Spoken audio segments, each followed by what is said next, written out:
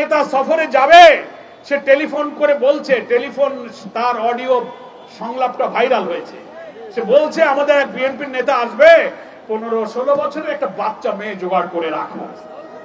C সি সি সি সি, ঘৃণা এবং ধিক্কার জানাই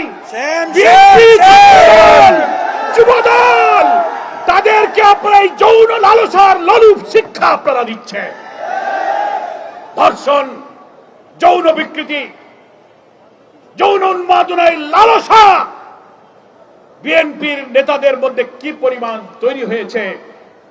নেতার সফর উপলক্ষে মেয়ের জোগাড় করতে হবে, এই যদি রাষ্ট্রীয় ক্ষমতায় থাকা দলের চরিত্র হয়, তাহলে এই ধর্ষণ যারা করে, নৃশংসতা যারা করে, সব জায়গায় এই দলের লোকদের মদত এবং সাহায্য আছে। শুধু গ্রেফতার করে মানুষকে সামাল দিলে হবে না, এমন বিচার করতে হবে প্রত্যেকটি শিশুর পিতার হৃদয় যেন প্রশান্ত হয়।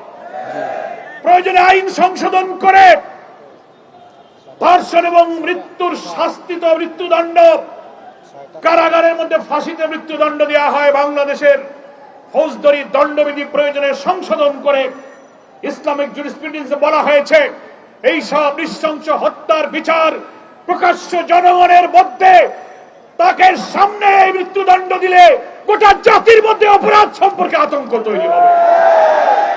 প্রয়োজনে আপনি তাই করুন।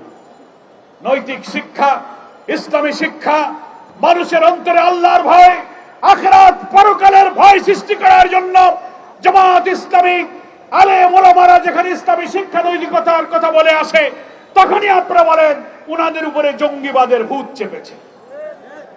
ইসলামী নৈতিকতা তৈরি না হলে এইভাবে আপনার শিশুরাও ধর্ষিত এবং নিষ্ঠুর ভাবে নিহত হবে। ফলে শুধু আইন দিয়ে, শুধু পুলিশ দিয়ে মানুষের জীবন রক্ষা হয় না, তার জন্য নৈতিকতা, চরিত্র, মানুষের অন্তরে আল্লাহর ভয়, আখিরাতের ভয় জাগানোর মতো শিক্ষা তৈরি করতে না পারলে এই নিষ্ঠুরতা থেকে বাঁচার আর কোনো পথ হবে না।